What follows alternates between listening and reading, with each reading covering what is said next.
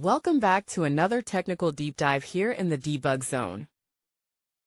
Today we're tackling a big question and breaking it down with insights from other users. Hopefully this clears up some misconceptions and helps you get the answer you need. So buckle up, stay a little curious, and let's jump right in.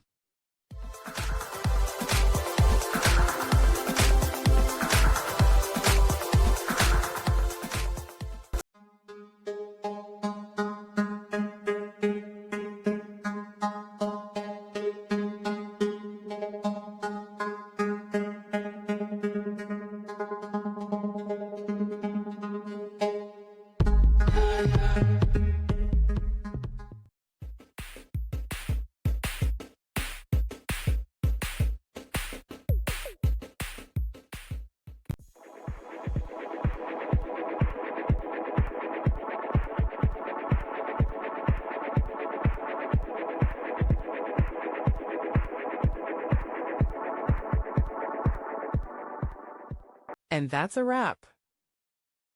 I hope you found the answer you were looking for. If you did, take a second to hit that subscribe button. It really helps out. And let me know in the comments which solution worked best for you.